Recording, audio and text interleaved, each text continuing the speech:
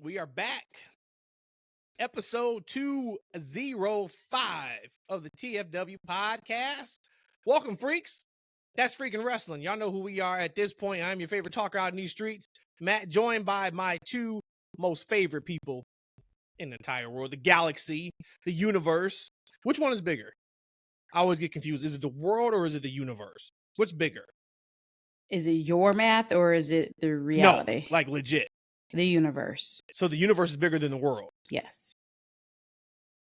Then where's the galaxy playing at? It's smaller than a universe. So it goes world, galaxy, universe. Or world, solar system, galaxy, universe. Is there anything more in the universe? The multiverse. So WWE needs to come up with a multiverse championship. And God after that. Or Tony Khan could do that. The multiverse championship at All In. That'll beat Goldberg and Gunther. AE. Yeah, that boy cooked up on Monday night, didn't he? Yeah, he did. And by the boy, I ain't talking Goldberg. I'm talking about Gunther. Aw. He smoked that promo. I got something for that later. Come on, E. Don't act like you. Yeah. Gunther got us all ready to. And it's in your hometown. I know he sold you a ticket. He gonna be front row. Did not. You a hater, man. Anyway, welcome y'all. Welcome to the pod. What's up? How y'all doing? Dying in this bitch. It's burning up. Called hot. Thoughts and prayers to anybody who is in a heat wave right now. In the US anyway. I know Midwest, and he just said they've been running 90 plus degrees also in Atlanta, but it's like heat index in the hundreds over the last 4 days out here in Chicagoland. So stay hydrated. If you are listening to this, make sure you sipping something to keep you hydrated. We won't need you passing out listen to the TFW podcast. Or it could be some good promo, I guess. It could be. Absolutely. Yeah, depending on what's what. You are listening to us, so thank you. Welcome. Appreciate you guys. We hit 800 YouTube subscribers over the weekend, which I am super happy and proud of. So I am sure my cohorts here as well are. We of course you guys know we are on the road to 1,000 subscribers, but to see that 800 number and then just know the hard work we put in to get to that point, it's pretty special. So shout out to y'all. Shout out to everybody who listens, who watches on YouTube and Spotify and Apple Music and anywhere you get your podcast. We are here. Enough of the promotion. Let's get to it. Last couple weeks we've had, hey, we're going to start real life or we're going to start storyline. We ain't got nothing but storylines today because it looks like I was ready to start with this whole should WWE postpone or cancel or move the show. Looks like everything is going according to schedule. So I guess we will have Night of Champions in Saudi Arabia on Saturday. So we will preview that show a little bit later. But before we get to that, we got to get to what we saw Friday night on SmackDown. Oh, wow. And I am going to have to just kind of set the table a little bit. And E, you are going to have to involve yourself in a John Cena conversation, my good brother, because this one was worth it. Now, I saw a lot of conversation about, is this the best John Cena promo of all time? Relax, pump the brakes on that. People must have forgotten some of the work John Cena's done on the mic. No, this was not his best promo of all time, in my opinion. You two may feel differently. So let's start there. Is this John Cena's best promo of all time? Of all the times. At least in the last 5 years. I can't remember before that. Of all the time since COVID? Yeah. Since COVID? I can't remember. But I cannot wait to tune in right now to this show to hear what E has to say about that incredible promo that John Cena put on. And this is with me coming to watching SmackDown after I heard that he had put on a pretty good promo, and me okay, already having high expectations of that. Coming into hearing that, God dang. So to answer that first question, because I guess we'll deep dive it more. Correct. Best time, best promo since COVID. Okay, since 2019, Cena's best promo. Got it. E, was that John Cena's best promo of all the times? No. Was it close to John Cena's best promo of all the times? Maybe. Was that John Cena's best promo since his heel turn? Yes. There we Hey. go. There Pod's we go. over. Pod is Pod over. is over. Thank you guys for listening. We'll see you next week. First, before we get to the promo, shout out. Man, you said no, it's not his best of all time of all the times, but since COVID or since his heel turn. Best since the heel turn. Naturally, yeah. Uh-huh. Yes. Best since the heel turn. It's not his best. It's by far not his best. Because the reason why it was so great, a lot of it was because of the playoff of what Punk did. Mm-hmm. So if you didn't have Punks, you wouldn't have got this one. That's where some of the genius was at. Genius in let's talk about let's talk about this promo. Number one genius part was the pipe bomb was cut on John Cena after wrestling R-Truth in a tables match on Monday Night Raw. This pipe bomb promo was cut on CM Punk with John Cena wrestling R-Truth. Amazing. That's amazing. With CM Punk laying through a broken table. Yes. And shout out to that guy. Having to sit there for 32 minutes. Yes. And sell. And not smile or smirk. Like he is back. You see everything. It's not like he lay on his stomach where he can turn his head. Shout out to CM Punk. He might be still laying there selling. That's why he wasn't on Raw. So I enjoyed that. So that was number one that I just really wanted to shout out. I thought that was amazing for them to be able to have that kind of full circle moment. Now let's talk about the promo. Okay. And I took some notes. So I watched it Friday night without hearing about anything. I didn't hear, Rhodesia said she heard something about it before. I didn't hear anything. We were kind of in and out because we watched it late. So I think I may even fell asleep on the show at some point. And Matt comes in the room and he's like, hey, you got to wake up for the main event. Okay, it's the main event. Cool. Now I know why he said that. So I don't know what he saw online before that, but he kind of gave me the Iggy, like, hey, you got to make sure you see this. So I watched it on Friday, and then I listened to it again today. And I just want to set the stage for anybody that may has only seen it once, or who knows, maybe you missed it somehow, some way. Shout out to y'all if you did miss it. You came here to hear us break it down. So I want to just start with Cena saying, where he talked about breaking the fourth wall. That was the first thing that he did. Of course, as soon as he started, I picked up on it. Did you guys pick up on it as soon as he started the promo, what he was doing, or no? Did you have to hear him go a little bit to pick up that, oh, he's taking the pipe bomb? Not fit. Oh, taking the pipe bomb. Yeah. That it was going that way? Yeah, I didn't know up front. But I knew that it was the fourth wall was coming down when I was hearing like how good of a promo this is. I'm like, well, the only way that can happen is if he goes this route. Not the pipe bomb. At what point did you figure out the connection of he's using Punk's pipe bomb against him? When he said it. Oh, my God. Homeboy said 14 years ago or 7 years ago, whatever he said. You know that was the end of the promo. That was the end. That was like, he was like 4 or 5 minutes in already. So your vote of Cena's best promo is null and void of all the times, I said. Of all the times since COVID. You don't even remember Punk's pipe bomb. That's why you thought it was so great. This is the first time you heard all of it. Did you even see Punk's pipe bomb? Yes, wow. I did. But okay. E, when did you figure it out? Did you figure it out immediately? I had watched the show probably on a Sunday. So I had heard people comparing it to the pipe bomb. So it wasn't really something I thought about as I'm watching it. So you kind of, you knew it was coming. Okay. All right. So here's a couple of notes I had to kind of just get us started. He talked about the fourth wall. And he started by calling Punk a bullshit artist. Mm-hmm. And then he said, you know, hey, oh, kids, John Cena just said a cuss word. And then he had Stu shoot him. And that's when he said, I'm breaking the fourth wall. And I thought this was tremendous. He shouted out Claudio Castagnoli, Nick Lemeth, and Matt Cardona. Mm-hmm.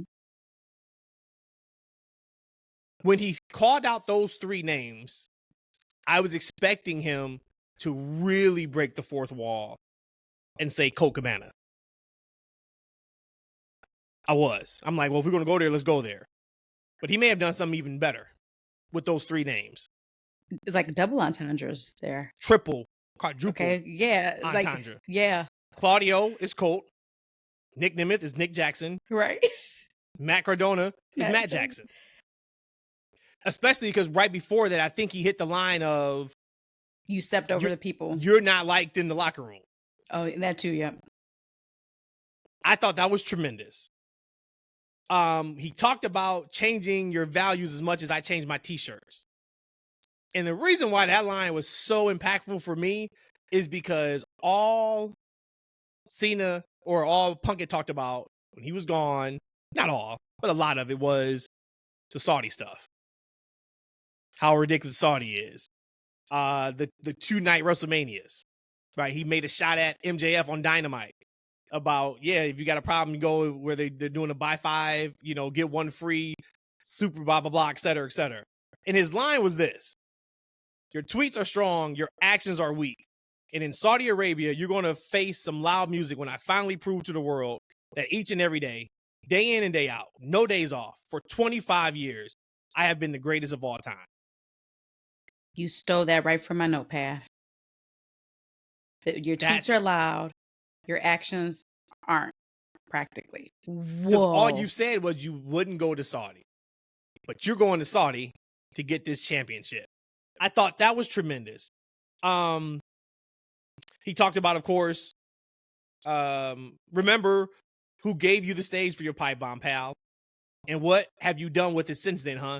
You've been just regurgitating the same 5 microphone moves of doom. Promo potato salad. Smoke that.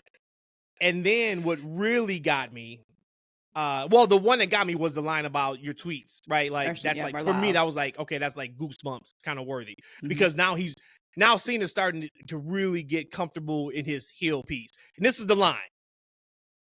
He finishes the promo by saying, bring your A game to Night of Champions, because if this building in Grand Rapids is any indication, the mood is starting to change. And the crowd erupts. That was supposed to be the end of the promo. I think he was going to hit one more line, strike the pose with the belt, and then they go off the air. At that point, the referee comes in to the ring to check on Punk, but to tell Cena, we got 2 more minutes. Cena hits a few more lines, and then he says, I don't need 2 more minutes. The promo, the reason why I loved it so much was because, we didn't need that part. And if you didn't realize that was what happened, go back and watch it. And you could see Cena kind of thinking on what I'm going to say next. Because I nailed it. I landed it. It's over. He still found a way to wrap the promo again. It wasn't as good as if he would just end it on the mood is starting to change. But it was enough to where if you don't know, you don't know. But I'm beyond excited now to see where this goes starting on Saturday. I said I always check X before we start podding because I always want to make sure we don't miss anything.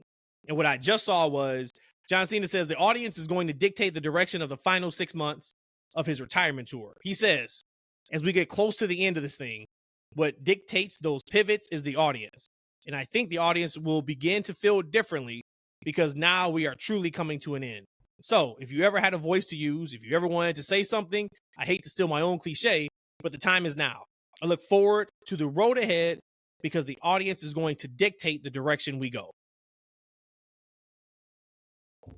By Esteemed Panel, East China Rhodesia. Mm-hmm. Just give me your thoughts on the promo, what John Cena said there. Has John Cena course corrected in 1 week? Has he course corrected to where now you are on board, or you are at least more interested right now in this heel run since he's won the championship? You asked 3 different things there, so I'll take them one by one. Some of the lines he used in that promo really, really spoke to me because he tried to paint this picture of CM Punk being one person, the person that he's trying to portray versus the person that he really is. Again, bring up the fact that I thought you was never going to Saudi, but you are going to Saudi now. when he said that you were no longer the voice of the voiceless because you're a millionaire, he's like turned the people against him. That's my first part there. The second part, did they course correct this John Cena turn? Yes. In 1 week, yes. But remember, I'm coming from the point of view that John Cena could do no wrong in this whole last year of his career. 3, and probably the biggest thing, the hottest take here. I'm about to be a complete hypocrite in everything I said. Oh, I can't wait for this one. We got. I didn't like it. I'm sorry? I didn't like it. And you know why? You didn't like what? I didn't like the fact that people loved this promo so much. But the moment that AEW breaks down the fourth wall and shoot, they're getting crapped on. But you can sit over here and praise my man for doing the same exact thing. That is what makes me not like it. I love the promo, which is greatest of all times, but it's still just the fact that, okay, when this other company does it, now they did it every week, all the time, but when they did it over here, it's a problem. When they do it over here, it's glorified. That's what I didn't like. And what part are you talking about exactly? Like bringing down the fourth wall in the promo, bringing up personal things, bringing up stuff like, again, CM Punk, you said you never was going to go to Saudi, but now you're going to have to go fight me in Saudi. Even a couple weeks ago when he brought it up, or last week when he said, oh, you're going to have to go to Saudi to get this. Like those kind of shoot things, those insider, those real things. The calling out the Matt Jackson, Nick Jackson, and all that, and Coca Cabana, all of that. But it's okay for John Cena to do it. And he's in the conversation is this his greatest promo of all the times? But we get that same kind of promo cut over there, and they're crapped on. Or why did they have to do that? They should have relied more on something else. Why did they have to bring up real life? That's a very interesting take. I would just as a fan, I try to separate those kind of things, right? I don't worry about what they're doing over there. I'm worried about when I'm watching and in the moment, is it good or not, right? But I get what you're saying, though. Point taken. Just to get to the promo, so I can just go ahead and get this out. It was a good promo, really nice. Greatest of all time. Y'all hyping. This was not the greatest of anything. Like the promo was overrated as hell. Like to sit there the and first say one or the this second one? This Punk one? I mean, the this, Cena one? this You John think Cena overrated? shit we're talking about right Really? now, on point. Oh, yeah, what we can't wait to talking hear about this. right Yeah. now? Stay on You topic. just flipped. You just okay. Go ahead. No, he said I said it was overrated. good. I Wow. said overrated is a different Tell thing. me It's more, a good baby. promo. You're right. Quite You're right. overrated. This is not one of the greatest promos of all time. John Cena cuts these promos all the time. He craps on people for a living. He did it to Austin Theory. Austin He Theory. ate that dude lunch. He even back. He hated He it. ate that dude lunch. He went off on The Rock. He made The Rock of all people look bad, not once but twice. Like That's one of his better promos. John Cena has been eating people up for a very long time. So when we talk about the greatest, I think we need to go back and look at some of his content. And this is from a guy who I'm not a John Cena guy at all.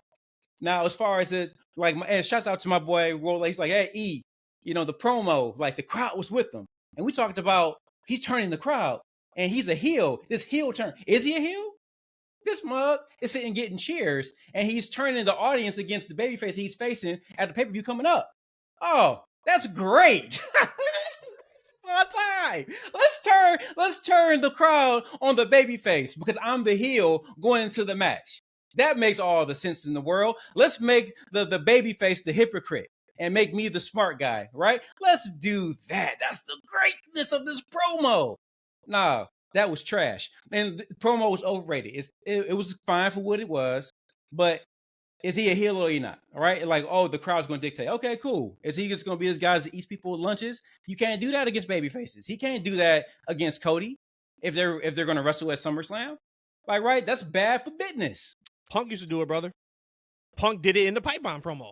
This ain't 15 years ago, and this ain't Vince McMahon's crappy writing. This is what we doing today. Right? We making business that makes sense around here nowadays. And we ain't doing that. So if he's gonna eat people lunches, do it against the heels. Flip that dude where he should be. Because I think at this point in time, and I know maybe he wanted to write off as a heel, which doesn't make a whole lot of sense. Maybe he wants to be he could be a cool heel, right? But he should be a cool heel facing predominantly heels. So when he's eating, these guys for lunch, it makes sense because you want to not like these dudes going to the match. You want to cheer Cena, because that is what it's supposed to be. So yes, the promo was fine. No, actually, it's more than fine. It was a good promo. Like, was it the best of all time? Hell to the no. It's right in line with what he normally does when he gets in his element. He is good at eating these dudes for lunches, but he shouldn't be eating lunch at the sake of like your top baby faces. Because CM Punk going into this night was getting crazy reactions. Like, right? Austin they would build something. They were like, so why are you derailing that? Not to say they won't, because at the end of the day, we saw on Monday that Seth Rollins just cut a promo like, man, you fans don't know what y'all want to do. Mm-hmm. Y'all want to cheer, y'all want to boo, me, but y'all want to sing my song. So at the end of the day, maybe it doesn't matter, but it should matter from a business perspective. So should we talk about that now or hold that until we're done talking about Cena? I'm always of when we talk about these things, man, like whatever, this is the barbershop, right? Whatever right. The natural flow of the conversation. Cool. But Matt, before you go, did you expect to get this response or reaction from E and I? 1,000%. Oh. Yeah, 1,000%. Yeah. Because E has convenient amnesia. He act like Punk ain't made a fucking career out of shitting on the baby faces where they could not come back at all. That was what Punk did as a heel. Because he was the voice of the voiceless, right? Hey, but them baby faces back then wasn't shit anyway. Them baby faces wasn't, like, we won't care. Like, we ain't care about that, them dudes. Come on now. Come on with it. So you brought up Seth and we just brought up Seth. Mm-hmm. And I had put down, I just took a note, and all the notes said was Seth Rollins and Heyman. And it was when I was watching Raw.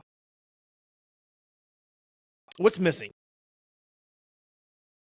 Outside of this music has to go. And word came out last week, they're working on new music for him in the stable. And I guess they said like a big time artist maybe working on it. So we know it's coming. I think that is a ball that's been dropped. That music should have been here by now. It shouldn't take 2+ months after a significant heel turn at night one of WrestleMania that you were telling me in these promos lead up to WrestleMania. This match is so big because it's going to change the industry for the next decade. We're still singing along with the heel group. But what's missing outside of, and maybe this is it, Heyman is really playing the background. And I don't need him. It shouldn't be all about him because he's not in the ring bumping. We ain't getting no payoffs, right? Like, I got that. But when they had this pairing, we know what comes with being a Paul Heyman guy. Outside the ones that didn't work, which was more, I think, on the talent, Cesaro, Curtis Axel. When you think Seth Rollins getting with Paul Heyman, you think Brock Lesnar. You think Roman Reigns. Those work instantly. And here we are 2 months after the pairing. And I'm sitting here and I'm like, man, this is not what I thought it would be. And I'm enjoying the act with Braun Breaker, with Bronson Reed. But I think there's a disconnect, and I think it's not where it needs to be right now. It's interesting that you say that because I don't think they're missing anything. Of course, changing the music was a missed opportunity there. I didn't even realize it's been that long since WrestleMania. Outside of that, the people that you mentioned when you said you think of Brock Lesnar, right, or you think of Brock Lesnar, Roman Reigns, well, those two characters almost relied on Paulie's mic skills. Seth is such a character and so dynamic in his own that he doesn't really need Paul Heyman to speak for him. So maybe what you're feeling is Seth probably should be the third person you think about when you think of Paul Heyman. But it's not needed because Paul doesn't have to speak for him. I think that they are taking this group exactly at the pace that I wanted. Seth is starting to become more of like a serious type Seth. some of his crazy flamboyant costumes, outfits, whatever you want to call it, is not that. He's toning it down, but then making himself look even more like he got money. He paid that necklace is just super fire to me. His chain. Mm-hmm. I personally think that there's nothing right now missing. The reason why I feel like you don't think of Seth when you think of Paul is because Seth didn't need Paul. Change the music. I think you might feel a little bit different, but I don't think they need to change anything right now. Not in that group. Yeah, I actually agree with everything what Rhodesia said. I think, well, I do think that they need a name. Oh, yeah, we need a name. We need a name for sure, right? Get I a think they name. should have came with a name. And as far as like the music, I feel like it's a strange dynamic with the heels in the company right now because they're not really changing who these guys are very much, right? We got John Cena, who same music, same clothing, everything, right? The only thing he changed was his Titantrons, like, but everything's the same. Seth, and like they keep the music, and I think they keep the music because they like the audience participation aspect of it. Like, right, they want the crowd to come out and be involved, and it's a great optic for the show to see these fans engaged into a wrestler and what they're doing. But I do think it hurts like your top heel when, you know, like this is supposed to be a nasty heel and the crowd's into a song, right? But at the end of the day, I guess maybe you can just write it off as the crowd is just into the song, not into the character. But, you know, in years past history, they would change that, right? And that's what you think that they would do. As far as miss something, I don't think they missed something at all. I mean, like Brian is Brian, like that, man. I feel like his spirits get more sick as they go. Ooh, what a finish on Raw. And goddamn, listen, and my boy Bronson, like he has like the best off the top splash that I've seen in quite some time. You know what I'm saying? His just looks different. It looks like it's just a big weight just about to drop on the dude. Like, right? Like, you know, I haven't seen them all. We haven't seen the flying body splash, all that stuff. Like him come off the top rope, it's a simple just drop off. Like it looks really dangerous, and they're building it that way, right? So you got these two dudes they're building up as like these monsters, like on the side of them. And you got Paul Heyman. Paul Heyman's Paul Heyman. Like he has a pedigree, right? So when you see him, you think anybody he's associated with is big time. So he doesn't necessarily have to speak. He has to be present because you know that Paul Heyman is where the main event's going to be. He's where the power is going to be, right? So he's giving the rest of the group that rub. Now, as far as are they coming off like hot? Maybe not, but I feel like they're serviceable for what they need to be right now, and they can continue to build steam, especially once Seth wins the world championship. I think once like Seth wins and they start going on that dominating run, I feel like it'll be a different thing, and they'll hopefully have like the music in place, like a name in place. I think maybe another character might get thrown in there. But I feel like they're on pace to be a really good faction. Now, is it going to be one of the greatest factions? Time is going to tell. They definitely got the ingredients, man. Because like Brian is going to be a winner. I've always really liked Bronson Reed. I feel like he has great potential as a heel. I feel like he started to reach that a little bit right before he got injured. And he kind of got involved in the bloodline, stuff like that. So I'm cool with what's happening. Okay. All right, and look, and that's why I love bringing up this stuff without talking before we get on the pod, because when we have different, opinions, we can talk about it. Back to Bronson Reed. I don't know who told him to do it. Maybe he did it on his own. Whoever did it was a genius. When he first started doing the tsunami splash, he didn't move his arms. It was just a top rope splash. Part of the reason why it looks so great is because he does that thing with his arms when he comes off that rope. He's kind of like flexing a little bit. Yeah, and like it's tremendous, man. Like it's fantastic. And that's one of the moves you look at and you just say, how are they not crushing ribs? Right. And we know typically how you were supposed to take a splash, right? We know what you do with your arms to protect yourself. But who was he hitting with SmackDown that they just said is out and got like LA Knight. LA Knight. Two of those that he hit on LA Knight. I'm like, dude, I do not know how you do not shit on yourself and throw up and crack your rib. That's a big bag of meat falling down on you. Yeah, buddy. And he doesn't really jump off, right? He kind of just falls off. Yes. Kind of, right? Yeah, like he gets that 1 foot off, he just launches. He launches himself. Yep. Okay, so back to Cena. And this may be me reading way too much into it. I don't think so, because it seems like, and this heel run has been really bad, but I think they have 6 months. This may have been the jumping off point for really what we're getting in the last year. We've talked about it for weeks at a time where it feels like this has been thrown together. Seems like they didn't have a plan for this. Talking about this heel run. We get a good promo. It was, oh, okay, we're back. And then we get like 3 weeks of just like, what's happening? There's no heat here. They should have did this. They should have did that. This was the first time where I'm like, okay. And to your point, E, about the Seth Rollins faction, maybe they're just going with these slow-ass builds. We're going to build really slow to have a crescendo at the end, and you're going to forget about what the build was. The same way right now, a lot of Bloodline fans, and E, you brought this up last week, we forget about, or some of them forget about, the same run-in finishes, and people were bitching and moaning and praying that Roman Reigns lost that title before WrestleMania 40. We really don't remember that.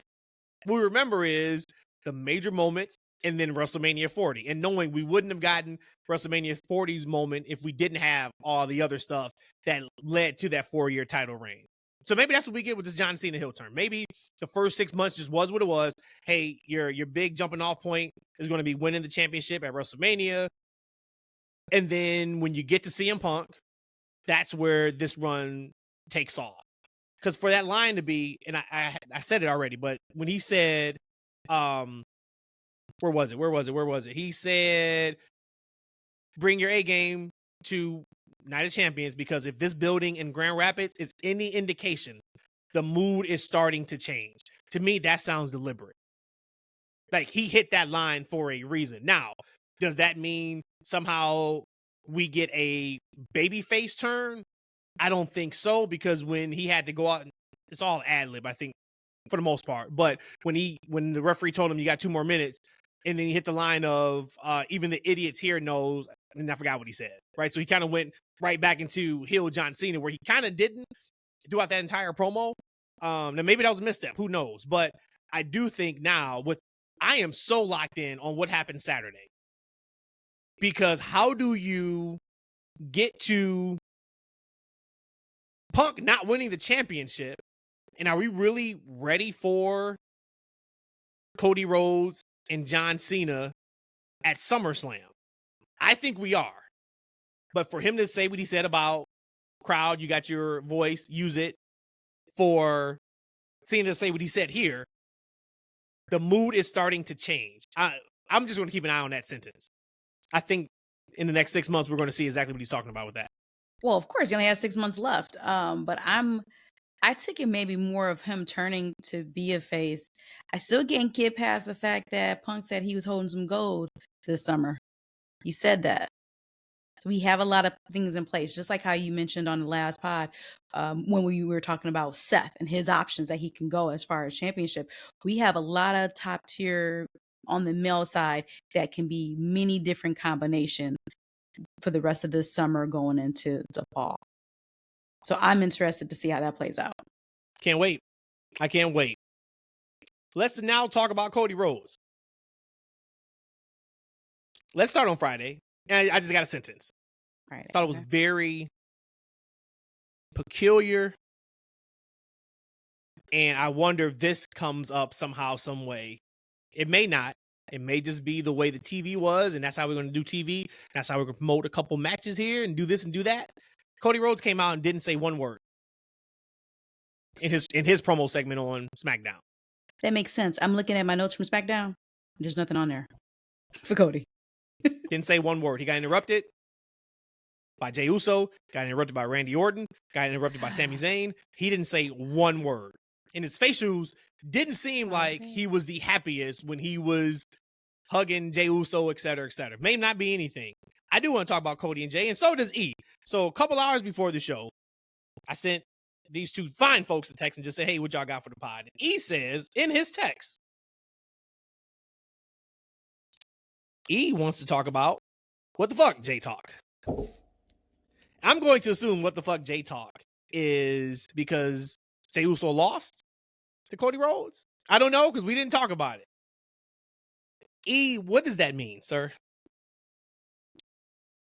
What we doing with? This is when we need to reach out and start getting these interviews. Because AJ Francis already liked one of the comments, like, yo, you should get AJ on the show. And he liked it. So we still ain't reached out to him yet. We need to stop being shy and we need to open up and expand our wings and talk to these guys. But this is when we need to maybe get Big Keish, the Big Cheeks, on the show. Because I want to talk to him. Because I have some of the same like questions that he has. Like, what we doing with Jay? Like, right? Like, we saw that amazing entrance that he has. The crowd is rocking. The kids is there. He's selling the merch. And they just beating this young man clean. I mean, this man, I smell how clean he is through my TV. And it ain't that high def no more. It was 4K, super 4K like 5 years ago. I'm sure it's something better right now, but I still smell the soap suds from that man through my TV. Okay, he is getting cleaned up and shined up, like on a consistent basis. This is a world champion who had a world champion moment at WrestleMania 2 months ago, and we done beat this man clean.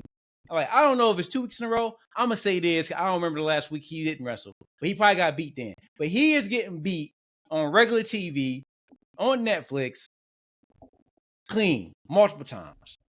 One of the most popular wrestlers in the world, not just in WWE, right? In the world, he's one of the most popular wrestlers, and he getting beat clean. Can they not protect this man? Huh? Can they not save some lives and protect this man and his fandom? Do they have to keep beating him clean after clean? Look, I'm a Cody fan. What I wouldn't do is put them in the ring with each other. Like, right? Cody could have beat anybody clean. It'd been a good match. It could have been Sami Zayn. Fine. Anybody. But you're going to beat this man. This man lost his championship.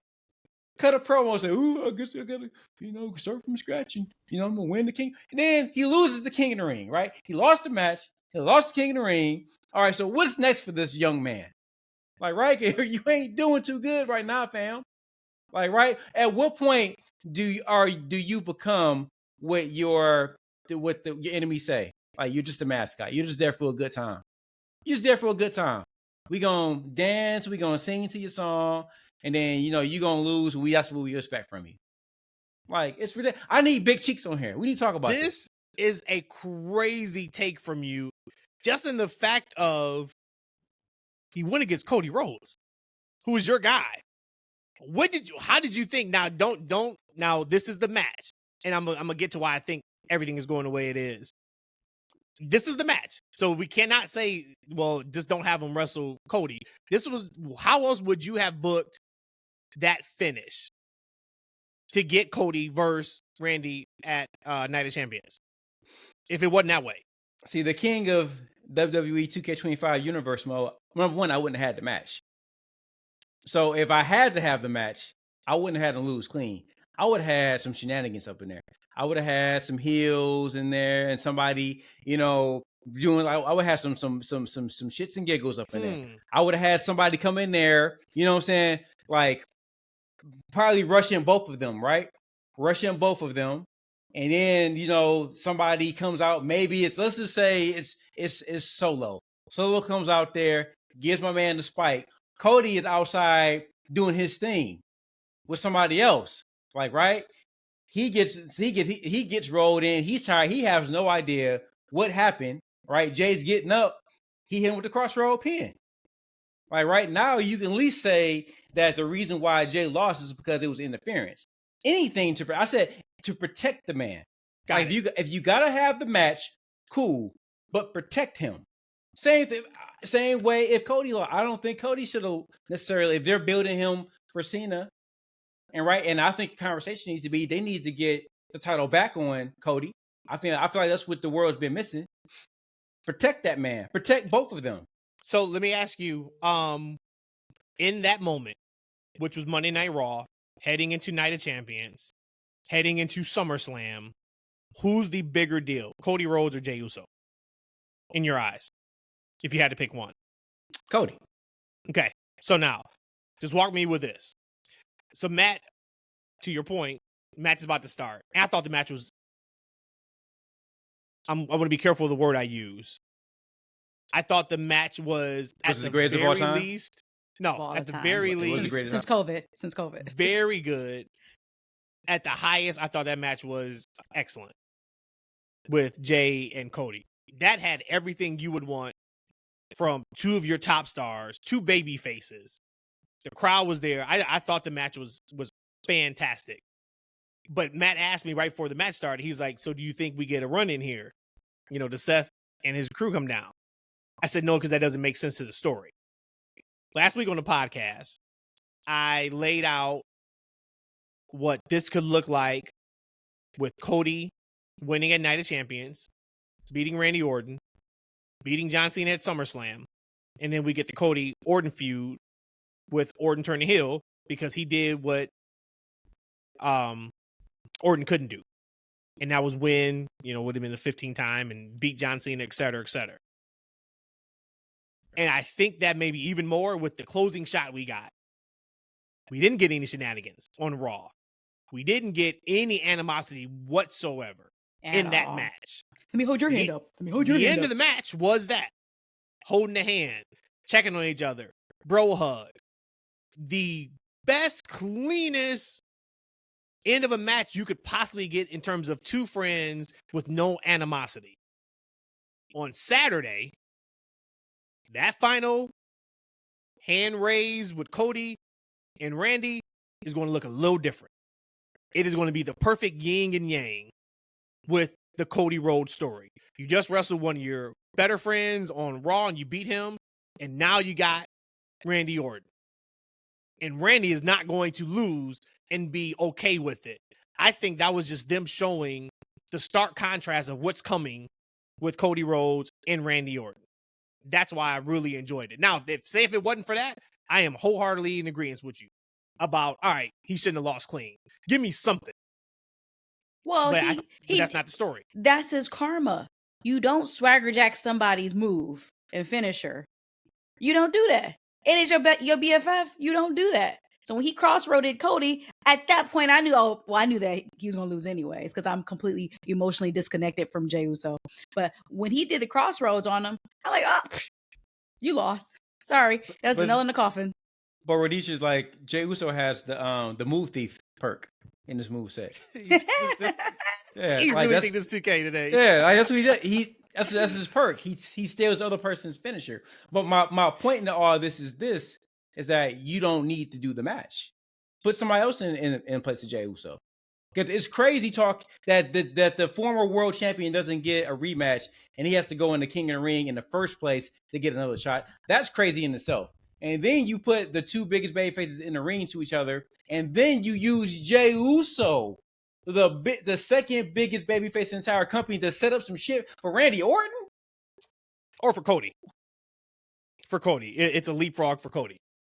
They can do a leapfrog with somebody else. They don't need Jey Uso, the second biggest babyface, who's off a loss, who never got a rematch, to lose clean, to set up Cody and Randy for Night of Champions. There's 1,000 different routes to get to that, and it'll be just the same thing. We just talked about how people have short-term memory loss. And they don't remember what happened with Roman Reigns. They don't remember going online every single day complaining about Roman Reigns, right? We don't remember doing it on the podcast. So you mean tell me, like in 2 months ago, like the impact from whatever they're going to do at Night of Champions or whatever they don't do is going to directly be responsible for what happened on Monday? They could have did something totally else and still been fine. Or how about this? And I know you don't want to hear it. Man, we know what this is leading to, man. Him and Jimmy back as a tag team. Nobody's going to remember this match. To your point now, say if it's Jimmy and Jey against the New Day at SummerSlam for the tag team titles, nobody's going to say, yeah, but when Jey lost to Cody, that's really going to put a stain. We know where this is heading at, brother. You may not want it. It's coming, man. I need to get back. This is back to it. This is part of the problem. This is why we need Big Keish on here. This man is bigger than the tag team championship match with the New Day. The New Day. Let me tell you something. I dare Kishi to say my one son is bigger than tagging with my other son. I dare Kishi to say that. He ain't gonna say that, man. My man just got finished saying he already knew. He had a whole conversation about Jey and where he should be.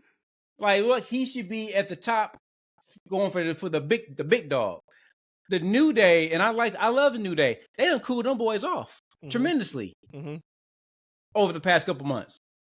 They're not going to be hot enough that they deserve to be in the ring aside Jey Uso. Now, what they doing with Jey? They trying to turn that cold water on and cooling his ass off so he can meet where the New Day at. And what kind of mess is that? Let me tell me. I need to get my universe the same way they cooling off Io Sky. Can we get Io on TV? I don't need champions wrestling on random Raws. I do like them to have a presence. And I know you just can't have her go out there and cut a 10-minute promo. I understand that. Give me something. Give me a video package. Give me something. Have her sitting ringside to watch one of the match. Give me something with her on television. It's like when these people win championships, we just pull them off television. Because they ain't the people they want. Sorry, my bad. Ain't the people they want. They have their people they're gonna put on TV. Right, and then EO is a transitional champion, right? That she's holding the title for the next person, right? So she don't get the top dog treatment. But is she injured? I assume maybe she's injured or something. She's not injured. She's not, brother. I mean, we know she's just not wrestling anytime soon. And once again, I would rather, as crazy as it sounds, I probably would rather her be off television than wrestle random matches on TV. I'm not about like having your champion wrestle just random non-title matches. Yeah, because that devalues you. Correct. I think. Yeah. But find a spot for her. Becky and Bayley, I don't have anything on it. I just wanted to shout them out. I thought the match was strong. Thought it was a really strong match. Lyra interfering the way she did was nuts. Like that was insane. She did shit on purpose. But they all looked great. Becky is starting to do it for me. Like I still got to figure out what that is. She did something different. But I like her. And I had joked before the match started, and it was only a joke, that Roxanne is about to have a hell of a carry job against Jade. And instead of them having Roxanne carry Jade, they had Roxanne run around the fucking ring for 12 minutes for a 14-minute match. To carry Jade. What? So listen. So Jade is much better than to have just Roxanne running around the fucking ring for 12 minutes. I'm not. That was certainly a choice. I'm not going to talk about the match because I'm not going to crap on the person. But I did tell Matt that when we kind of got that final Asuka and Jade, I said, this is going to either be the best shit we've ever seen or the straight hottest garbage that we ever see between Asuka and Jade. Asuka wrestles so fast. I don't know how Jade is going to keep up. And I don't really recall Asuka. Again, this is revisionist history because I haven't really seen Asuka. She's been gone. I don't know how she wrestles when she has to slow it down. And I just don't know if Jade can keep up with her. Yeah, you do. Like, you've seen it probably more often than you know. Maybe. But to me, I don't recall it myself in my own mind. Again, it's going to be the best shit or the hottest shit, meaning garbage. Poor Jade. She can't get no love on this show.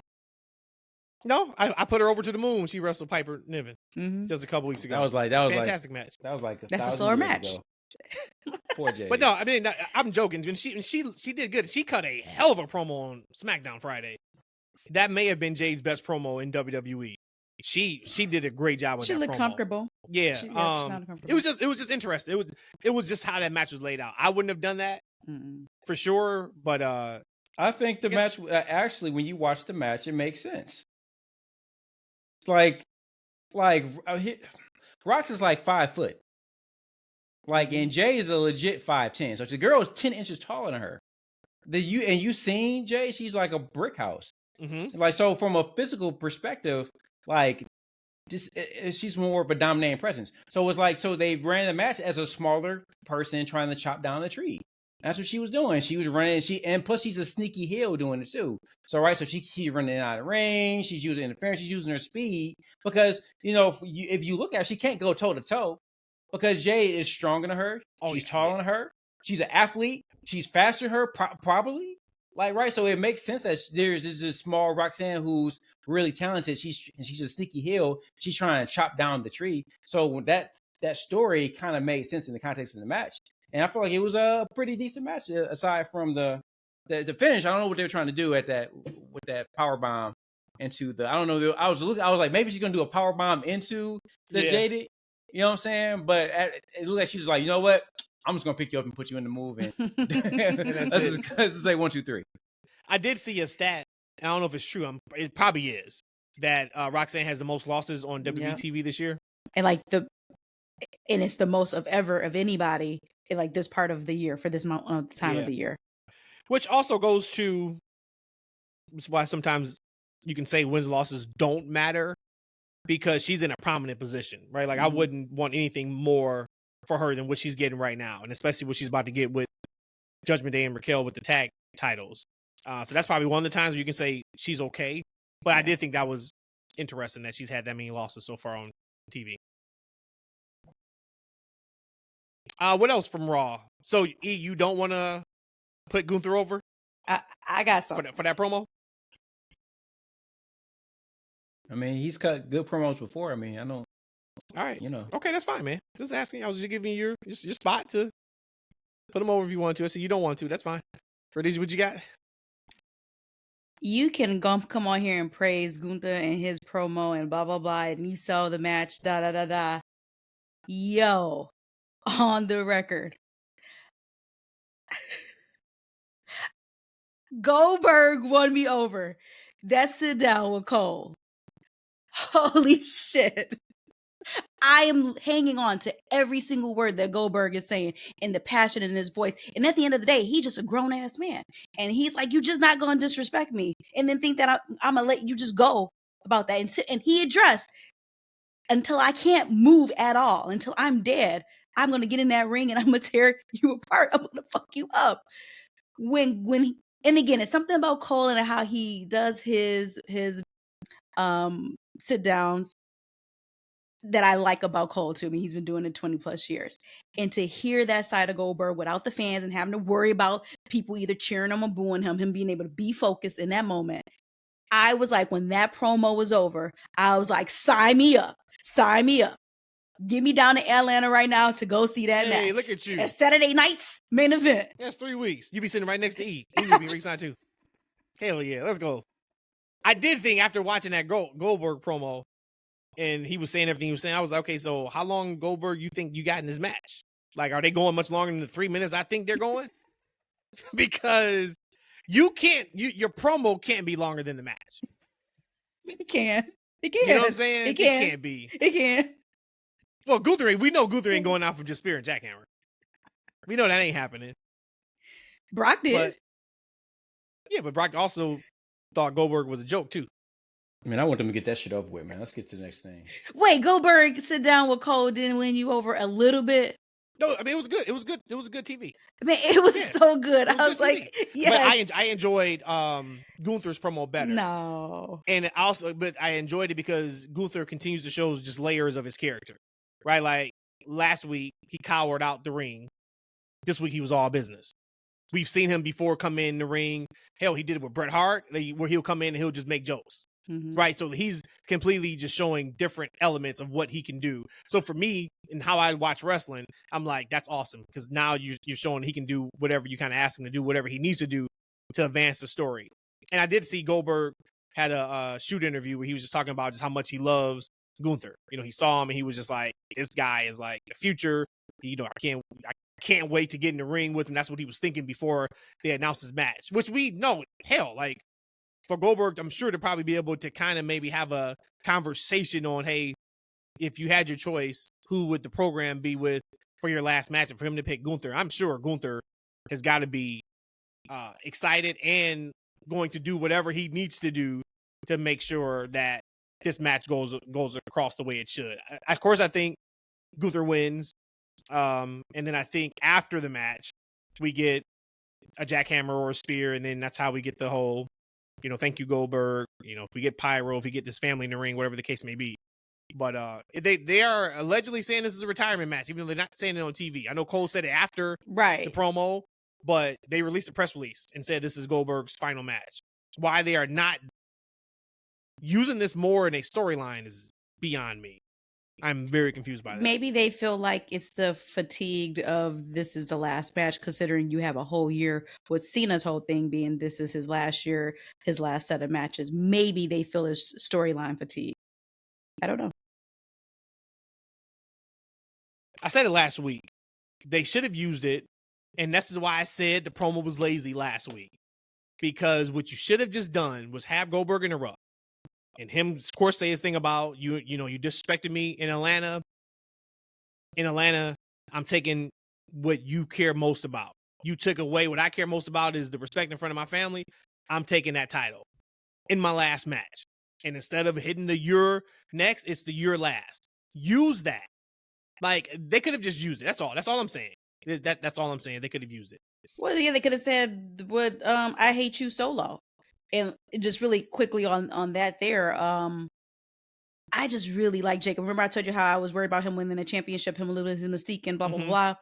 And I still felt that way. But I think he won me back again on that promo that he had, because he is just like a warrior. Like I would imagine a Samoan warrior when you go for duel. He's like, fine, fight me for it. You want this title? Just come and fight me for it. Like that is just so warrior like, and there's something that I felt was like what his edge that he had for me, the mystique that Jacob Fatu had for me. So I was really happy to see that and how he played that off, because for a moment I was worried that this aura of him is going to go away, and when he won it, it was just kind of just staying there, going down. Where that promo for me, I really, really enjoyed, because it sounded genuine and it sounded like real shit. Like, if you want this, come after it. I'm over all that. Let's just come and get it. Solo, Jacob, Usos, Roman. This is 5. Give me your top 3 promos in said order. Out of those 5. Who's the best promo, second best promo, third best promo? At their best? Well, I would imagine at their Yeah. best, right? Yeah. I'm sorry. Yeah, I said Solo. Yep, Solo, Jacob, Usos, and Roman. Wow, that's on the spot. Mhm. Give me Roman. Okay. Number 1. E, are you going with Roman number 1 or somebody else? I might say Jacob. I would say Wow. Jacob for 2. I would say Jacob for 2. Okay. I'm going Roman 1. But Jacob, I don't have Jacob 2. Okay. So you have Jacob 2. E, what you And got for E, 2? who do you have 2? Roman. Okay. So you guys have Roman Jacob or Jacob Roman. I'm going Roman, and then I'm going Jay. Okay. Jay would be my 3rd. Are you going Jay third too? Yep, I got Jay 3rd. Okay. And then 3rd, I'm going Jimmy. He's my 5th. Solo is getting close to the top 3. Jacob is not in my top 3 because Jacob hasn't sold me a match yet. Well, he sold me this match. Yeah, he hasn't sold me a match yet. And that's nothing. I mean, you know, like, I have nothing but love for Jacob. But when I think about a promo, it is, hey, go out there and sell me a match. Mm-hmm. And right now, that's not in Jacob's wheelhouse. Jacob is just going all gas, no brakes with it. He's going to get the crowd hype, and that's kind of it. Where Jimmy has absolutely sold me a match before. Jay has sold me a match. Roman has sold me a match. And I think Solo is getting good enough to where, with his personality, he can sell a match too. Okay, well then my 4 would be Solo, 5 would be Jimmy. I understand and appreciate where you're coming from your putting Jimmy 3rd, because when you go at altitude and look at this, 1, 2, 3 would be Roman and the Usos. But in all fairness, the Usos has been there for how many years? Hey, of course. You know what I'm saying? So you have more sample size to use. But I still think in this very particular moment, right now, on how I feel on them, I think I will go the Roman, Jacob, Jay, Solo, Jimmy. Cool. Yeah, I like what you said there, Matt, too. But for me, it's like I go about who gets me hyping in the moment. Like, right? Okay. Like, Jimmy ain't gonna really go on the average, right? If you're gonna say, hey, go out there and cut a promo, like Jacob is gonna go out there and he's gonna get the crowd hype. He's gonna get me hype, right? Jimmy ain't always gonna do that. Actually, Jimmy might make me laugh. He might have a couple of one-liners, but that's not what he's necessarily known to do. Like, Jacob is known to cut some fire promos to get you hype. And that's what I appreciate. Like, Roman, the reason why I put him number 2 is because Roman is more of a storyteller. He got to kind of go out there. He got to kind of tell a story, you know, and he's going to have a couple of things to say. That's going to be kind of cool, but he's going to talk very slowly, and it's going to take him a minute to kind of get to the point, right? So for me, like, when I say, hey, when I'm running the card and I want to get the crowd hype and I want to get them excited in this segment, I'm putting Jacob out there. Like, right, I'm putting Jacob out there. I'm putting Roman out there. Then I'm gonna put Jay out there just simply because of the energy that he provides, not necessarily the promo. Like, right, it's not necessarily about what he's saying. It's about the energy that he provides and the aura that he has. Right, Solo can kind of can carry a segment and he can kind of talk, but he's not necessarily gonna get me excited one way or about another. He can do the job. And then and Jimmy is Jimmy. So for me, it's just about who is going to excite me in that moment? Who do I really want to listen to talk on a consistent basis? And unfortunately, it ain't Jay or Jimmy. Okay. Well, that's why he's a tag teamer now. Because you don't want to hear Jay talk. Stop. We should just cut that. That shit the came reason full why circle. why he's a tag teamer. Shit came full circle. You didn't want to hear him talking. There was something else from SmackDown that I wanted to just highlight, and that was Sammy and Randy Orton did the damn thing. That was another really strong match, which was great to see. So that was awesome. What else? That was it. That's all I have for SmackDown. I got a couple other things, and then we got to do Night of Champions, and I got something else that I want to do that is let's get this ball rolling. Related. We're over an hour right now. I know. Rhodesia. Yes. Pat McAfee. Yes. Still not there. He's explained his absence. Oh, he has. Sure has. Uh-oh. From the last 3 weeks of WWE RAW, Pat McAfee says, continuing to just like catch up on life as a whole, post Money in the Bank, pre-Night of Champions, feels like a good time. I was getting pretty exhausted there. So shout out to everybody, to WWE looking out for me too. Very, very thankful. I'll just leave that there. I mean, if you have the ability and the leverage to be able to take some time off from work to get your mind right, bravo. I wish more people when they need some clarity, some thinking, some breathing, some decompression. I wish everybody that. Oh, I want him to take as much time as he needs. As much as he is burnt out. Right. Mr. McAfee. We were burnt out of you on commentary, brother. Oh, take your time, man. Relax, release. Speaking of Rhodesia had the internet on fire. What'd I do? Last week.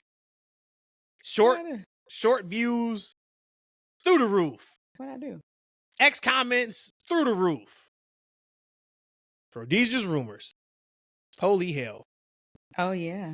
Rhodesia. Oh, yeah. Y'all try to make fun of me and blast me about it. Y'all are mean. But I had somebody on YouTube that said that. I was like, I promise you, it's not that serious. You can tell they don't listen or watch the show. She went hard too. Actually, I'm gonna pull it up. I thought this was funny. I was like, I appreciate that. But I got some ride or diers out there like, no, she was right. But that's what you're supposed to do. Then when the cameras ain't on, then you like, Rhodesia, you smoking some shit right now. Like, I just had a rep for you out in public. You would have been fine if you didn't say yourself, I may have made it up. You said that. Can't nobody rock for you when you say stuff I may is coming have made into it my head throughout the day, like boom, boom, boom. I'm getting this from this and this and this and that and this. Stop riding for Rhodesia like that. You heard that woman say she may have made it up, and Show Me's had your back since day one. And you got to stop. But this person on YouTube said, "But what if? I mean, I would have came on here and here said, you go. Okay, these men are so insecure they couldn't comprehend a woman bringing up the main topic of the wrestling industry right now. Let's go. Get her on the show. It's get you on the show because my feelings is hurt. Her, I'm gonna say her. Because the name was, you can just say they. Lucas Likes Money, and it's a avatar of Nicki Minaj. I just told him, I said, I promise you that's not the case. So you just got to be there, right? You just got to be there. Enough. Thank you so much, though. Lucas loves who? Oh, Nicki Minaj? I'm over it now. Okay. Yeah, Thank you. Now. But so what do you think about people who are saying that you should have a weekly segment where you give like rumors out? Anytime I'm a ham, anytime I can get more attention, I'm down for it. I could make some shit up. I mean, and I probably would be pretty good. I could probably actually intellectually explain those rumors better than like the real thoughts that I have on real life things. My make believe, like my imagination when I was a kid was so bad. I used to have so many imaginary friends. Like I probably could be, what is it called, admittable in the psych ward. I probably could be. Like I'm down for that. I'm down for that. But I'm cool. I'm chilled. I'm low maintenance as a partner in life. I rock and roll. I ride or die. I don't want to do the die part, but I ride and like make sure you don't die. We don't die. But I know your mom listens to the show. Shout out to Mama. I know she listens to the show. Hey, Mom. But Mama crazy. Mama knows she crazy. So this is nothing new. I've told Rhodesia for years that she was crazy. And she would tell me she would be hell-bent on saying she's not crazy. I said, I'm not crazy. Let's look at the track record. Your grandma's crazy. Your mama crazy. So she was a witch. You got to be crazy. Like, it don't stop. So for her just to say right here that you basically just... I'm not crazy. I have a full grasp on reality. Okay. I have an active imagination. All right. So let me get this straight though, Matt, because I created a segment a while back called Between the Sheets, and it was talking about the rumors and the booty around the internet. But I actually, use real speculation. Ah, boo! Like, so exactly. is it Exactly. rumors like just the fake shit? Exactly. Okay. Exactly. They want her just to make stuff up, and then we react to it. Gotcha. Okay. Or not. I'm with it. I'm with guessing. So it'd be an insider. So yeah, so it'd be like between the sheets. There's more like real legit stuff. Possible Rhodesia, things. Rhodesia rumors would be more like an insider. Like 3 weeks, right? Yeah. They'll be good. And then week 4, she'd be like, "Hey guys, so have you heard that MJF is signing to NXT?" He'll be like, "No, okay, Rhodesia, we know that's fucking fake. Just we good." Why? What's wrong with that? And then what if the shit comes out that he did? But he didn't. Y'all gonna be up here kissing my you know what? All hell, Rhodesia. You were right. But in her defense though, when she gets fooled by seeing like these fake X accounts, putting out bullshit information out there. Like, right, but we've all done it. Like this is a specific one that's actually a pretty major one, a popular one. But they put out false stuff like all the time. So it's easy to kind of get shit twisted. Dave Meltzer? Oh, yeah, I know. Stop. Wait. I never said I believed it. I never said it was gospel. I never even said it was Rhodesia's rumors, which we know is inherently just lies. I just said, what did y'all hear about The Undertaker joining creative with WWE? No, I mean, y'all like, this dumbass. Oh, this great content. Oh, this dumbass. We appreciate it. Keep all your before a production meeting. Like, we need to bring that up before you don't ever talk about something on the show without bringing it up first. Then I tell you to stay off those websites. Y'all talking to me like I'm somebody's grandma. Can you please tell me why you just turned into a Coming to America right there? What was that? I don't know. Anyway, look, before we get to Night of Champions, so Matt asked us a couple nights ago, which is funny how just his mind works. Like, he'll just out of nowhere. He has active He's like, imagination. okay, I got 2 questions for you. Hey, Dad, what do you think about the current state of WWE? And I'm just like, it's like 10:48 p.m., like out of nowhere. And then I'm like, okay, what's your second question? He's like, what do you think about R. Kelly's placement on the top R&B singers list? And I hadn't seen the list. I heard about it.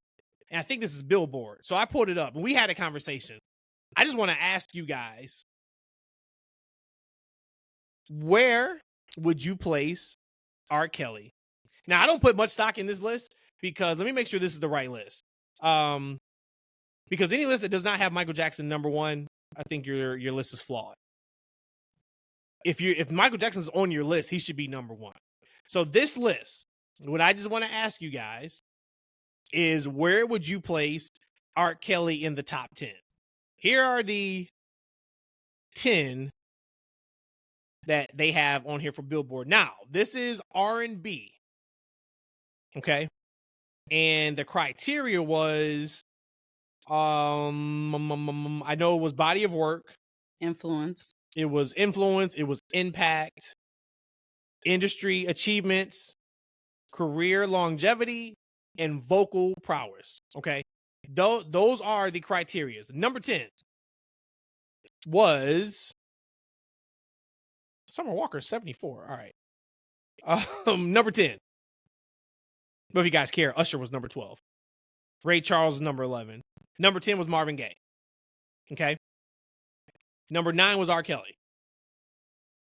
Number 8 was Mariah Carey. Are you moving R. Kelly in front of Mariah Carey? Of course, take out all the sexual stuff. Only off of his music. Are you moving R. Kelly above Mariah Carey? If we're being very clear here, remember, I will move R. Kelly underneath the jail. So we're getting that out the way, right? Right? Hello. Right? I mean, I just said it. Like, what okay. are we doing? So here? let's be very clear. Very, very, very clear. I don't even want to have this conversation about anything with R. Kelly. But no, I would not. Got it. So you wouldn't put her over Mariah Carey. Got it. E, are you putting R. Kelly over Mariah Carey on your list? No. Got it. Number 7 is Prince. I'm going to assume you guys aren't moving Prince, but are you? Putting R. Kelly over Prince? I'm not familiar with his work, but I'll keep him there. I would think he'd been higher. Okay. I will put R. Kelly at the bottom of the list so we can move everybody up accordingly. Okay, so then number 6 was James Brown. Number 5 was Whitney Houston. Number 4 was Beyonce. Number 3 was Michael Jackson. Travesty. Boo. Number 2 was Aretha Franklin. And number 1 was Stevie Wonder. I told Matt if I had to argue, I could move R. Kelly up a few spots in that top 10. If I had to argue it. I'm not going to argue, but if I had to, I could move it up. But Michael Jackson is number 1. And I love Stevie Wonder. I think he's great. He's not better than Michael Jackson. He's not. Ain't nobody ever passed out from seeing Stevie Wonder. You know what I'm saying? Like, what are we doing here? If you're talking about passing out, though. Hey, y'all seen that video of Dr. Dre talking about Stevie Wonder? Mm-mm. Wait, what that he could see? That he really could see? I think I've seen it. No, it was another one. I think Kevin Hart was interviewing him. And I think Dre called Stevie to ask permission to use one of his songs or something like that. Okay. So he sent Stevie the song.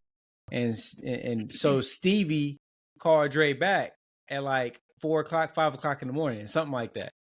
Like, right? So Dre, like, he had to answer because it's Stevie. Like, right? And then, Stevie was like, yo, like, can you change the words? I don't like the words. I'm not sure what was in the context, but like, you changed the words, blah, blah, blah. But Dre's point was like, yo, man, like, why you call me this early in the morning?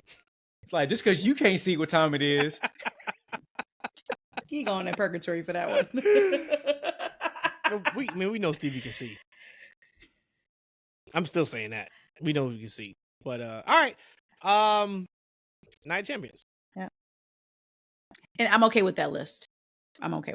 You can move a couple things around, but all those 5 things of the definitions, I'm okay with it. Because you're talking about the whole totality of R&B.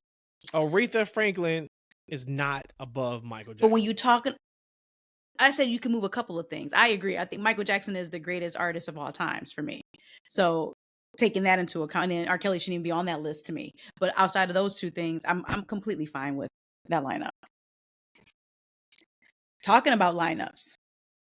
Night of Champions this Saturday, 12 Central, 1 Eastern, in Saudi. Where do we want to start? We want to start with Let's start with Cody and Orton. I want to play something that just came out today.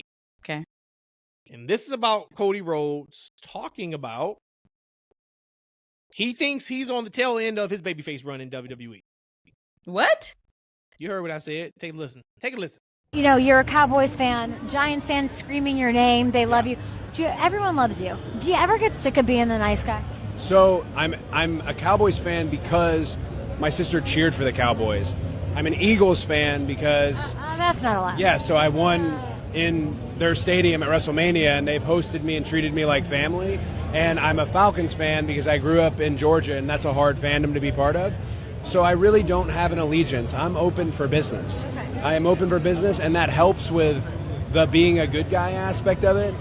I don't ever get tired of it because you get to have all of this and these moments. I do think we're probably at the tail end of it, though, because there's only so much someone can like you. I would love to do it till the end of my career, but there's only so much. It's like, all right, we do his woe, we cheer for him. At a certain point, they want to see somebody else. I get that, and that's where you have to change as a character. So Cody, how will I know when you're going down that path? How will I know? You'll know because X and Instagram will hate it. Because today heels are like, oh, that's a cool heel. We're loving John Cena. No. If you're burying it and hate it and talking about how you don't want it on your TV, that's what an actual bad How guy. long are we talking? Like a month by the end of Fanatics games? Like how long do I have of you being the good guy? I think you have a good solid year, maybe even 3 years, because I am not changing until I'm changed, if that makes any sense. Are you going to change your hair color, like dark hair? How does that even... My hair is naturally dark. I don't know if I could go back. But if The Rock had it his way, I would have been changed already. So I think he sees something that maybe I don't see, and that's a very smart individual, so maybe I follow his lead. I love that clip. One, he brought up The Rock, which, whatever. Cody is so full of shit. Big time. Cody said, yeah, I think we're at the tail end. How much long do we have with you, Cody? 1 to 3 years. I mean, like, we probably got a year, maybe 3. Like, what are we doing? He is such a pro wrestler, man. Check out Cody Rhodes.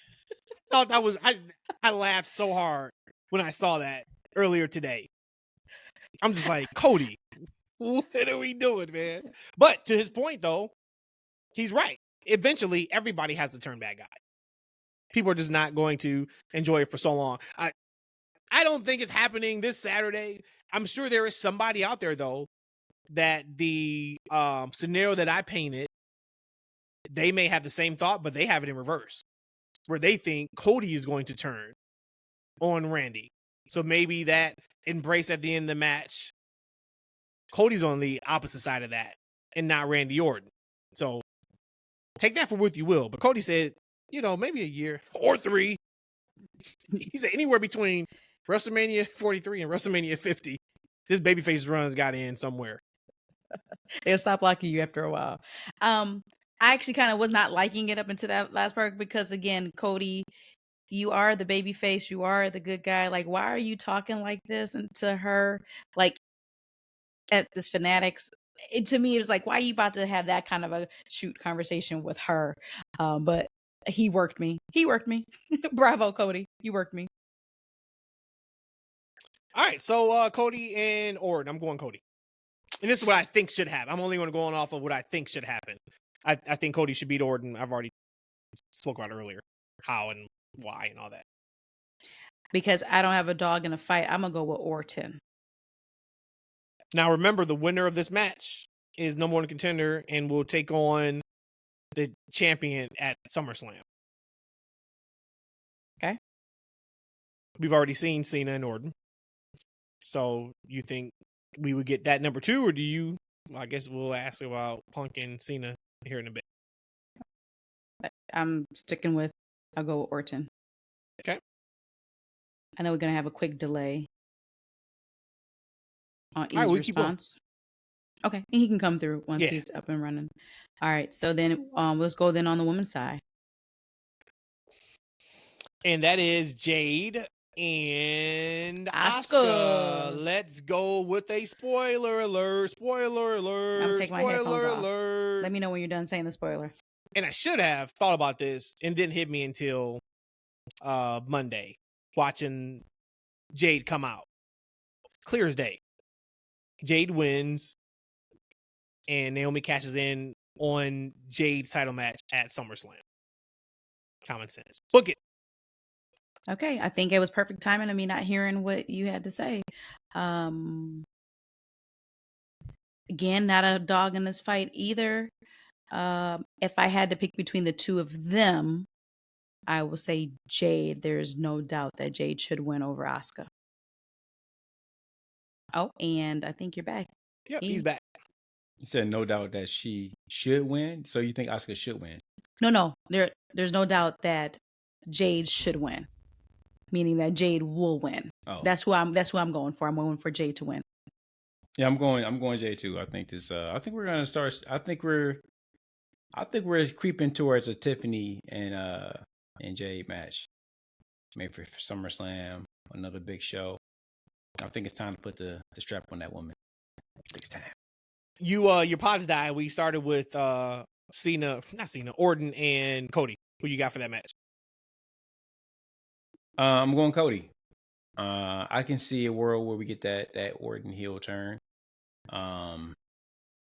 It'll be interesting. It depends on what they had. What's next for Cena and Cody, right? Because I feel like when Orton turns, it's not like a side story. That's something they need to take time with and explore. Like, I would rather see that maybe Orton be the challenger for the next Cody title run. Like, right? Because I feel like that's one of the things he lacked kind of early on when he had the championship, was having somebody that somebody that created like some doubt. Like, right? Like, Randy Orton will put some fire down that man's back. Like, right, and he's gonna be a real heel. He's not gonna be that, because that's one of the things that the coach talked about in that little interview, right? He's like, "Yo, it's cool. John Cena is a cool heel. He's turning. He's getting cheers. Like, Randy Orton ain't gonna be about that life. Randy Orton's gonna be that true fire breathing dragon. He's gonna be a threat to Cody in his reign. Like, right. So, like, for me, like, all right, if he turns on Saturday, like, that's not something. I feel like that's a pit stop. They kind of did that with KO a little bit. Like, they kind of turned KO, and Cody had some other shit going on. I think he still was in the midst of the Bloodline stuff, so it kind of got smeared in between, to where I feel like they should have took more time with it. So then let's go right into Cena and Punk. That's the case. I'm still gonna roll with Cena retaining. I'm going Cena retaining. It's just hard to believe we get Punk's first title win in Saudi. Right? Like, it's just, I can't wrap my head around that. And they did that video package on Monday was fire. Just, breaking down the history between those two. Oh, that video. Okay. Man, that was great. But the only thing, I'm gonna go Cena, because the only thing I can't figure out with the scenario of Orton turning heel, or even maybe he doesn't turn heel yet, right? But with Orton being Cody's first challenger after he wins the belt, I don't know then what Cena does after SummerSlam. If Cena loses to Cody in August, what's left for Cena from September to December? That's the only part of that I can't figure out, but I'm still going to go Cena retaining. The last championship up on the card is a U.S. championship. The male is for Jacob Fatu and Solo Sikoa. I'm going to go with Jacob. Just because I think that storyline is kind of just stale. Not stale is not the word I'm looking for right now, but it's just there. Yeah, it's just a neutral. You got it. So, and I don't think that it's deserving for Jacob to have to drop it. So I'm going to go with Jacob. Man, they gotta throw some of them Fatus up in there, man. Tala need to do it. Like, they need something. They like that match needs like another piece to make it seem like it's important. Like, right? I want to see some of them do. Like, you got too many of them dudes in the cuff for them not to be on the show. Yeah, I was surprised to see they announced the match, but I'm excited not to see the match itself. I'm excited just for what's next for Jacob. I don't want this to be they run it back at whatever. I mean, I don't, everything's not going to be. The next thing is at SummerSlam. They got Saturday night's main event. They'll have big shows, but I'm good. I'm ready for the next thing. I really am. This card has 6 matches, not 5. Hey, look at that. So this one was made, I think, just yesterday on Raw. We have Raquel and Rhea. Hey, if Roxanne had the most losses, I'm quite sure if JD didn't go out, he would have the most losses too. Let's go with Raquel having the most losses too. Rhea goes over. No holds barred, right? I don't. It's a street fight. So I don't know. So that means that all the shenanigans can come into play if need be. I'm going Raquel winning that match. Because of Roxanne, maybe, huh? Yep, Roxanne, some shenanigans. I feel like they want to extend the feud. Now, Raquel has been made be a big deal since she's been in the group, to be quite honest with you. But maybe this might be the chance that they actually can add some steam to her, and then they can add some more steam to the tag team. Because I'm assuming that Roxanne and Raquel are going to be tag team champions. However, they're going to do that. Yep. Right. Mhm. It makes sense.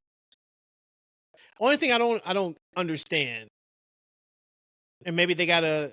This is probably a last minute decision to have this match because of Dom not going, right? Dom and the story still hasn't been broke that I've seen. Who said they weren't going? Either AJ or Dom. One of them was like, "Look, you can have that. Sorry, I'm not doing that." But the only thing that doesn't make sense to me is why we're doing Raquel and Rhea when Raquel is a tag team wrestler. Like, this shouldn't be a feud. She's a tag team wrestler. So I'm going with Rhea. Let's just blow it off. Let's still get Roxanne involved. Rhea can stack them or whatever. Whatever. It's, don't put a loss on Rhea to a tag team wrestler. Is kind of my thought. That's what I wouldn't do that anyway. And can we believe this? Man, We are about to see Mr. Karrion Kross in a wrestling match in the 2025. We have Sami Zayn and Karrion Kross. Who wins? We win. But between the two of them, I'm probably have to go with Sami. Oh, Sammy all day. Hey, do you? Scarlett looked great on Raw. I hadn't seen her in a while, but she looked amazing. Yeah. So the money, it only makes sense for it to be Sami. But what I will say is he continues to get massive responses when his face shows up on TV. And that's why I hate the whole, what do people say? Play along. I wish crowds would just play along, so cheer the baby faces, boo the bad guys. This is the reason why you don't play along. You cheer who you want to cheer, you boo who you want to boo. Because if the crowd just played along, Karrion Kross would never be back on TV. Right? So I do hope they have a plan for him. Once again, money looks like it makes sense for Sami to win. Of course, I'm going to go Karrion because that's my guy. I'm going to say Karrion. I did see something that has now probably screwed me for the remainder of my days watching Karrion Kross wrestle. Don't ruin us. Somebody put a clip on social media and said Wade Keller said, and shout out to Wade Keller. I forgot he follows us. I went to his page and saw that. But he said Karrion Kross can't take a back bump. Because of past injuries? I don't know. And then the person clipped up some clips. They were all like on his side. And I was like, oh, man. So just something to keep an eye on. But I think he said the reason why he brought it up was he said, he hasn't really been a thing and gotten heavily pushed in WWE because he can't take a back bump. Who knows how true that is? But it's just something to keep an eye on, like for this match Saturday. See if he takes a. Oh my gosh, dang! Man, it's interesting, because Flair doesn't take a back bump either. Yeah, same. And he had a great career after that when he had a bump on his eye. Yep. Wow. Yep. Just think. Imagine, like, just real quick. Imagine you learn a way of how to. Again, one of probably the first things is running the ropes and taking a bump. Maybe even taking a bump first. You learn how to do that. Your first mechanics of a pro wrestler is learning how to take a bump, and then knowing that you have to change the complete mechanics so that when you have to hit the mat, you have to hit the mat a different way. That's crazy. And be aware of that all the time. And the person you're dancing with has to know that as well, too. Has to know it. I mean, that's even just going real quick, going back to the Cody Jey match.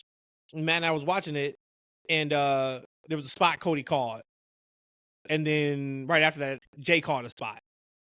And I was just like, man, this is like just high. Like, wrestling is just such high level. Like, wrestling would be high level if it didn't hurt. You know what I mean? Like, if it was just, hey, we get in there, we're going to call spots, we're going to put the people on an emotional roller coaster, we're going to use psychology to get them to boo you, to get them to cheer me. And, oh, yeah, you got to be in peak physical condition to do this. And, oh, yeah, it hurts. Like, it's just, it's deep. It's deeper than rap. Speaking of rap, Clips just dropped the album. Some good songs on there, too. Shout out to the Clips. Heads out there, yep. And is it what you call it back with them? No, sorry, I made that up, didn't I? Who, for real? Yeah. Or is he he back with produced them? some songs on there. Yeah. Okay. Yeah, I was about to say, didn't he produce quite a few songs, right? Mm-hmm. Cool. Yeah. And it's good to see Pharrell back in that space too. Yeah, Rick Ross has a new reason why I brought it up because Rick Ross has a new single coming out this week, and Pharrell produced that too. So Nice. he's getting his hip hop bag. Is that it? We got any more matches? That is it. That's it. That's all. That's it. 6 matches 6 matches. in Saudi. I May guess their if you're gonna travels be safe. Yeah, if you're gonna make the trip, you might as well throw in an extra match, right? Yeah. Triple H, you don't get no extra credit for still going to Saudi, throwing us Yeah. 6 matches. Think we'll be okay with it? I don't like it. Nope, It's all not good though. one bit. Yeah, everybody be safe over there for sure. Please. You saw what your boy said. Please don't ever call him my boy. You saw what your boy said. Yeah. Your boy said they don't know what the fuck they're doing. You hear me? He just walked off. Man, if he wasn't, I'm telling you, dude, like, all right. If he wasn't a bad person, he'd be a hilarious ass He would president. be Probably the the most GOAT. relatable president. He would be the GOAT Mhm. if he wasn't him. My man just said, man, he's whatever. All right. Last thing, and then we get out of here. And we'll talk more in depth about this as we get closer to All In. How you guys booking Tony Storm versus Mercedes? Who you got winning at All In? I can't believe I'm drinking her Kool-Aid. You can't have 30 of the 31 known championships out there in the world. You have to make history to the highest level. Let Mercedes win. Tony. Really? Why? What's your thought process behind it? You think she just needs it more? You think like what? Yeah, Mercedes wins all her matches. What kind of answer is that? All right, man. Who you want to win as of right Look, now? Even Gracie's like, all right, that's enough. Because Gracie knows it's time to rap. Big time. I don't know why she's barking though. Oh, she's going hard too. Look, it only took 200. I get it. It only took 205 episodes for her to make her TFW podcast debut. You should show her. All right, we out of here then. But I'm going Mercedes. I don't know the point of to Rhodesia to build up that equity and basically her being damn near almost undefeated in AEW and have all those titles if it's not to win the big title. And word is, I think even Sean Ross Sapp said that she has absolutely said that she's open to losing, but there hasn't been a spot where they wanted to use it. So it's not like she's going in there saying that she has to win these matches. So she has no problem with putting somebody over. So, but not yet. I am interested to see who she finally does put over. Mm-hmm. I just don't think Tony Storm is that person. I know you can say, well, Matt, if it's not Tony, who? And I would have to think, but. And that's the problem. Like, those are the two biggest people in the company. There is no other person that she can give a rub to that's going to build them for like the next thing. Those are the two. That's the thing. Mm-hmm. You're right. Yep. So we'll talk more about that as we get closer to All In. I am excited for that show though. But let's get out of here. Gracie's telling us we gotta shut this thing storm down. coming. She said a storm is coming. Because the dog, Gracie never barks at all. That's probably the most she's ever barked. So something's happening in this house that we don't know what's happening. Let me go get my knife. Oh, and shout out to Bobby. Bobby got me a new knife with that TSA. Try to block my blessings and take my last knife. I got me a new knife. Thanks to Bobby. Shout out to you. Hey, look, we gone. I'm not even going to promote anything. We is out. See y'all next week.